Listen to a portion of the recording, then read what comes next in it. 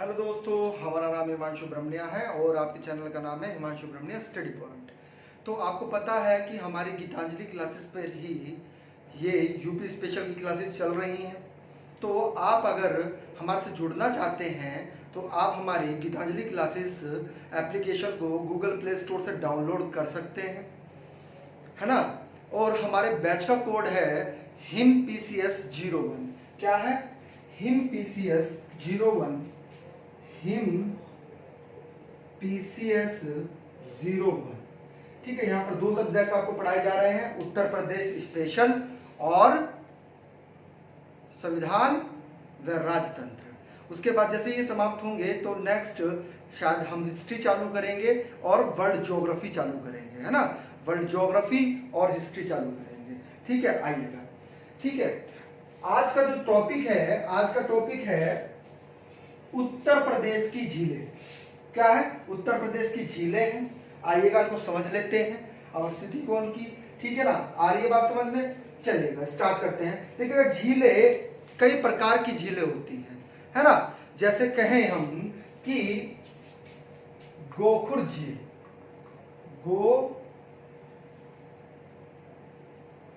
गोखुर झील। तो गोखुर झील क्या होती है भाई? गोखुर झील वह होती हैं जिनका निर्माण नदियों के विसर्ग के द्वारा होता है। नदियों के विसर्ग के द्वारा क्या होता है, जिनका निर्माण होता है, वही क्या कहलाती हैं? गोखुर झील कहलाती हैं। थोड़ा समझिएगा, है ना। देखिएगा, नदी जब प्रवाहित होती है तो उसकी पहली अवस्था ये होती है, यानी कि प्रथम अवस्था जो है नदी की वह यह है, ये प्रथम अवस्था है। ठीक है ना। और जो दूसरी अवस्था है तो ये जो है विसर्ग, ये ज्यादा हो जाता है, बढ़ जाता है। विसर्ग क्या हो जाता है? ज्यादा हो जाता है।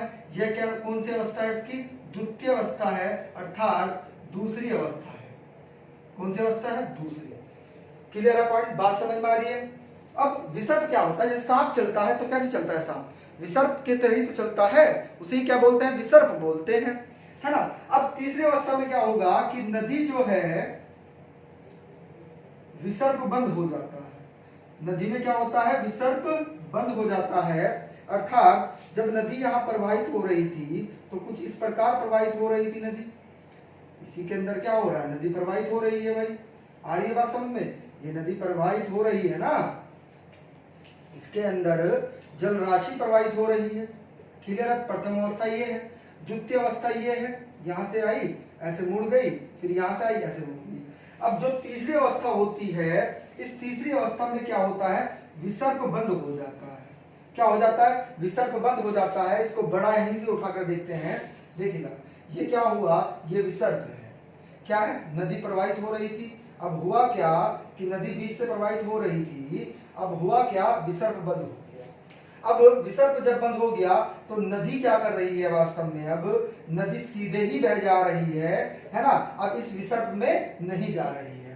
तो ऐसी झील को ही हम क्या कहते हैं? ऐसे जलाशय को ही हम क्या कहते हैं? गोखुर झील कहते हैं। बात समझ में आई कि गोखुर झील क्या होती है? जो नदियों के द्वारा विसर्ग जब छूट जाता है और नदी सीधी प्रवाहित होने लगती है तो उसे क्या कहते हैं?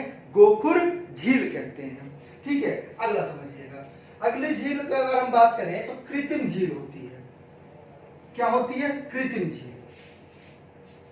अब कृत्रिम झील क्या होती है उसको भी समझिएगा। कृत्रिम झील की बात करें, कृत्रिम झील या मानव निर्मित झील, इसको बोलते हैं कृत्रिम झील या मानव निर्मित झील बोलते हैं। होता क्या है कि जब नदी प्रवाहित हो रही है तो किया क्या गया? यहाँ पर बांध बना दिया। क्या बना दिया? बांध बना दिया है। ये बांध बन गया है यहाँ पर। अब होता क्या है इस अवस्था में? इस अवस्था में ये चीज होती है कि नदी से क्या निकालते हैं? नहरें निकाल देते हैं कई सारी, है ना। क्या होगी? नहरें निकाल दिया। अब नदी क्या होती है? नदी ढाल से आती है ना। उसमें गतिज ऊर्जा होती है तो क्या करती है? वह नीचे की ओर प्रवाहित होती है, ढाल की ओर प्रवाहित होती है।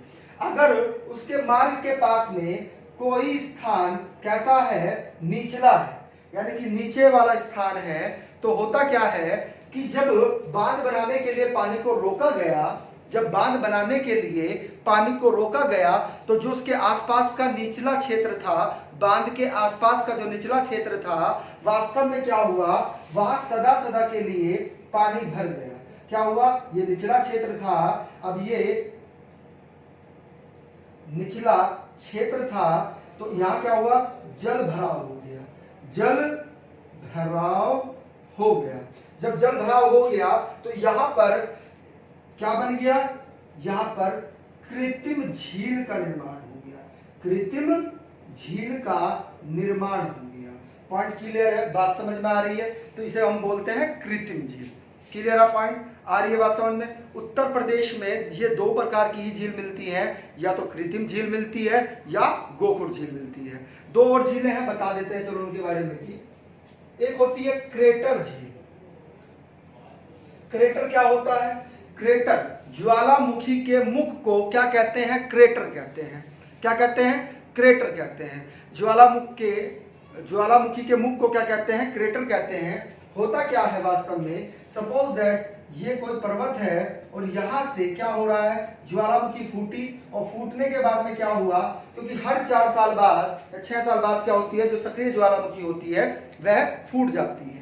जब ज्वालामुखी फूटती है तो कुछ इस आकार की आकृति वहां पर बन जाती है। अब होता क्या है, जब मानसून काल में यहाँ पर वर्षा होती है तो यहाँ पर वर्षा का पानी भर जाता है, तो इसे ही हम क्या कहते हैं, इसे ही हम क्रेटर झील कहते हैं। क्या कहते हैं, क्रेटर झील। यानी कि ज्वालामुखी के फटने के कारण जो आकृति बन गई है, तालाब नुमा स्थिति, और मानसून काल में जो उसमें पानी भर गया है, उसे हम क्या कहते हैं, क्रेटर झील कहते हैं। क्या कहते हैं, क्रेटर झील कहते हैं। पॉइंट क्लियर है, बात समझ में आ रही है। एक झील होती है आपकी लैगून झील, लैगून झील होती है। ये लैगून झील वास्तव में क्या होती है कि जब समुद्र का पानी इस झील के संपर्क में रहता है, इस झील के संपर्क में रहता है, तो इसे ही हम क्या कहते हैं, लैगून झील कहते हैं। होता क्या है वास्तव में, आपने सुना भी होगा वेम्बनाड झील वगैरह, ये केरल है ना, ये केरल है। तो यहाँ पर क्या हुआ वास्तव में, यहाँ पर वेम्बनाड झील पाई जाती है, अष्टामुखी झील पाई जाती है, तो क्या है, लैगून झील है। इसको अगर हम बड़ा करें तो वास्तव में स्थिति क्या बनती है, इस तरह की स्थिति बन जाती है, ये है ना। अब होता क्या है कि समुद्री तरंगे क्या करती हैं, यहाँ पे अवसाद गाज लेके आती हैं, इसको बंद कर देती हैं। क्या कर देती हैं, इसको बंद कर देती हैं। अब इसका पानी समुद्र के पानी के संपर्क में नहीं है, लेकिन जब ज्वारीय तरंगे बहुत तेज होती हैं तो क्या होता है कि ये मुहाना टूट जाता है। क्या होता है, ये किनारा टूट जाता है, यानी कि समुद्र का पानी इस झील के संपर्क में आ जाता है। सबसे बड़ी बात यही है कि जब झील का पानी किसके संपर्क में रहे, समुद्र के संपर्क में रहे, खारी रहेगी, सिंपल सी बात है। क्रेटर भी खारी रहेगी, क्षारीय रहेगी, है ना। क्रेटर कैसी रहेगी, क्षारीय। क्लियर है पॉइंट। और ये कैसी रहेगी, ये खारी रहेगी। आ रही है बात समझ में, क्योंकि समुद्र का पानी इसके संपर्क में है, तो इसे हम क्या कहते हैं, लैगून झील कहते हैं। आइए अब स्टार्ट करते हैं, समझिएगा, एक एक झील पर चर्चा करते हैं, है ना। चलिएगा, तो झीलों के प्रकार भी आपने पढ़ लिए। तो उत्तर प्रदेश में गोखुर और कृत्रिम झील ही पाई जाती है, गोखुर और कृत्रिम झील ही पाई जाती है। आइए स्टार्ट करते हैं।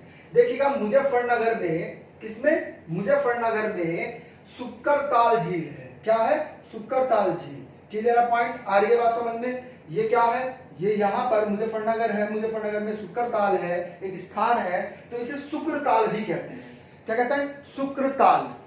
इसे शुक्र के नाम से भी आ सकती है, कंफ्यूज नहीं होना है। शुक्र झील भी बोल सकता है, शुक्रताल झील भी बोल सकता है। कहां पर है, मुजफ्फरनगर में है। अगली ही झील पर बात करते हैं। अगली झील है रामपुर में, ये रामपुर है। रामपुर में एक झील है जिसे हम क्या कहते हैं, गोर झील कहते हैं। क्या कहते हैं, गोर झील कहते हैं। पॉइंट क्लियर है। अगली ही झील जो है आपकी, अगली झील है बरेली के अंतर्गत, जिसे हम क्या कहते हैं, लिलोर झील कहते हैं। क्या कहते हैं, लिलोर झील कहते हैं। पीलीभीत में भी एक झील है जिसे हम क्या कहते हैं, फुल्लर झील कहते हैं। क्या कहते हैं, फुल्लर झील।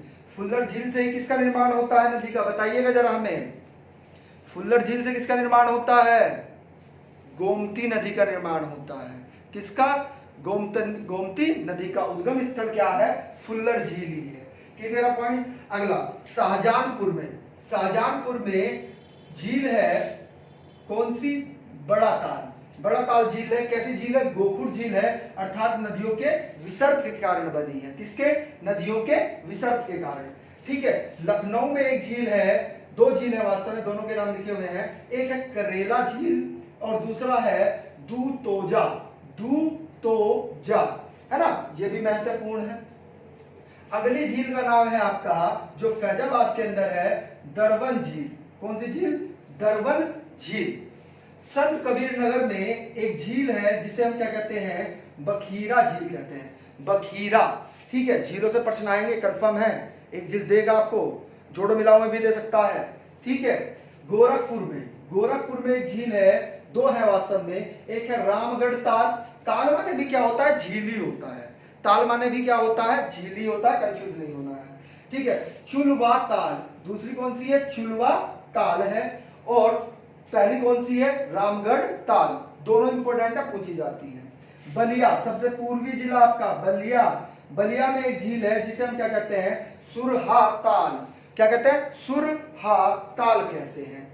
वाराणसी में एक ताल है जिसे हम क्या कहते हैं? यानी कि झील है, आंधी ताल कहते हैं इसको। आंधी क्या कहते हैं? आंधी ताल कहते हैं। क्लियर है पॉइंट? आ रही है बात समझ में? मिर्जापुर में कई सारी झील हैं और मिर्जापुर की झीलें पूछी भी जाती हैं। देखिएगा, जैगरो, एक है जैगरो, दूसरी है डांडा दारी ताल, तीसरी है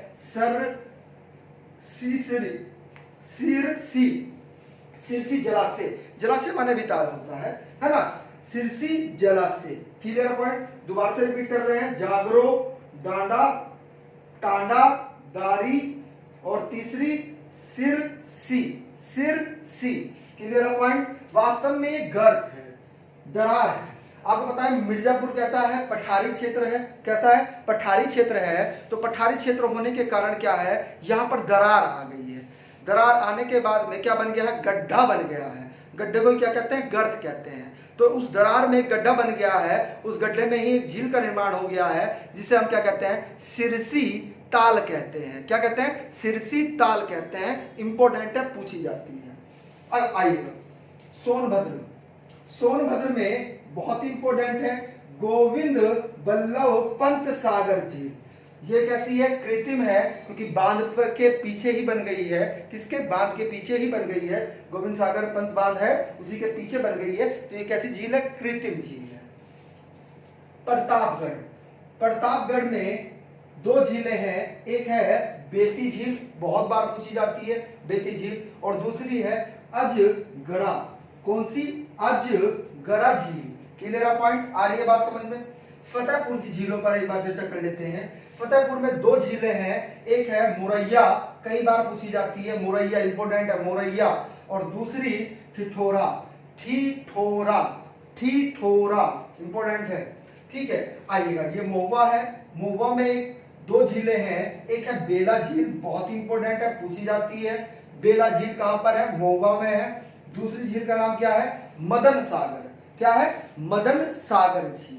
क्लियर पॉइंट? आइएगा, सुल्तानपुर की देख लेते हैं। ये सुल्तानपुर है। सुल्तानपुर में राजा का बांध एक झील है। नाम बांध है लेकिन नाम क्या है? राजा का बांध, लेकिन वास्तव में क्या है? झील है। आइएगा, अलीगढ़ वाली देख लेते हैं एक बार। अलीगढ़ में एक झील है जिसे क्या कहते हैं? शेखा झील। बहुत इंपॉर्टेंट है, पूछी जाती है। ठीक है। कन्नौज में एक झील है जिसे हम क्या कहते हैं? देवरिया ताल कहते हैं। अब समझिएगा, देवरिया एक अलग जिला है। देवरिया एक अलग जिला है, कंफ्यूज नहीं होना है, जोड़ो मिलाओ में आएंगे, हम बोल रहे हैं, आपको कंफ्यूज करने के लिए देता है। देवरिया ताल कहां पर है? कन्नौज में है। कहां पर है? कन्नौज में है। अब झांसी में दो तीन झीलें हैं, उनको भी पढ़ लेते हैं। देखिएगा, झांसी में रुबा, क्या है? बरुआ झील है, लक्ष्मी झील है, और कौन सी? लक्ष्मी, और तीसरी है, बहुत ही ये जलाशय है, ये भी झील ही है, भन स्नेह जलाशय। Clear point? आ रही बात समझ में? ठीक है, क्लियर पॉइंट? चलेगा। अब अगर हम बात करें किसकी? आगरा की बात करें, किसकी? आगरा की। सबसे कम वर्षा कहाँ होती है? आगरा में होती है। तो आगरा में एक झील है जिसे हम कहते हैं क्या? कीटम। कीटम, कीटम। ये वास्तव में सुर सरोवर के नाम से भी जानी जाती है। किसके नाम से? सुर सरोवर, है ना। कीटम सुर सरोवर, कीटम सुर सरोवर। Clear point? आइएगा अगली आपकी है, झांसी की हो गई है, कानपुर की देख लेते हैं। ये कानपुर है। कानपुर में दो झीलें हैं, एक है मोती झील, पूछी जाती है, महत्वपूर्ण है। मोती झील महत्वपूर्ण है, पूछी जाती है। अगली है बलहा पारा। क्या है? बलहा पारा, ले आधा है, बलहा पारा। ठीक है। उन्नाव में एक झील है, वास्तव में दो झील है। ठीक है। क्या है? एक तो कुंडा समुंदर, क्या नाम है? कुंडा समुंदर। दूसरी है नवाबगंज, है ना। आपने नवाबगंज पक्षी विहार भी सुना है ना। अभी नोट करके लिखवाएंगे उनको भी हम, है ना, लिखवाएंगे। जो विशेषता है वो लिखवाएंगे इनकी है। ठीक है। और मथुरा में भी एक झीलें हैं, उन पर भी चर्चा कर लेते हैं। नोहा, देखिएगा, नोहा, मानसी, गंगा कुड़ताल, कुड़ताल, गंगा कुड़ताल। एक राधा झील है, एक श्याम झील है। एक राधा झील है, एक श्याम झील है। अब नोट करके लिखिएगा, बिल्कुल ध्यान से लिखना है, मथुरा के बारे में ही है। ठीक है। जो गोवर्धन पर्वत है, क्या है? जो गोवर्धन पर्वत है, वास्तव में मानसी, गंगा कुंडताल यहीं पर है। क्लियर है? गोवर्धन पर्वत के पास है। क्लियर है? पॉइंट पूछ लेता है। अगला नोट करके लिखिएगा, कौशाम्बी। यहां पर दर्शाई नहीं है, लिख लीजिएगा आप। कौशाम्बी में भी एक झील है जिसे हम क्या कहते हैं? अलवारा। ये बहुत ही इंपॉर्टेंट है, अलवारा कौशाम्बी की। क्यों इंपॉर्टेंट बन गई है भाई कौशाम्बी की अलवारा? क्योंकि जो विदेशी पक्षी है, लिखिएगा इसको भी, विदेशी पक्षियों का आगमन स्थल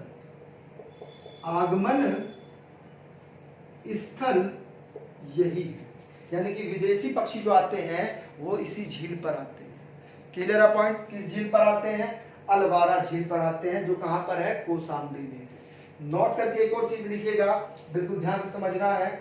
अलीगढ़ में एक और झील है, अलीगढ़। अलीगढ़ में जो झील है उसका नाम क्या है? शेखा झील।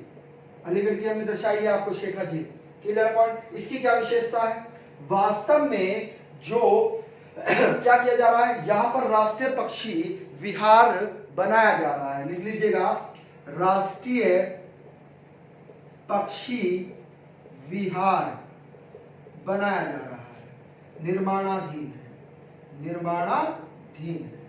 Clear point? आ रही है बात समझ में? यानी कि उसका विकास किया जा रहा है यहाँ पर, किसका? राष्ट्रीय पक्षी विहार बनाने के लिए। अगला देखिएगा, रायबरेली के लिखिएगा, रायबरेली। तो रायबरेली में कौन सी झील है? इंपॉर्टेंट है, पूछी जाती है, भरतपुर। कौन सी? भरतपुर झील है। ठीक है। ये दो है, दूसरी भी लिख लीजिएगा, जैसे भरतपुर ज्यादा पूछी जाती है, दूसरी भी लिख लीजिएगा,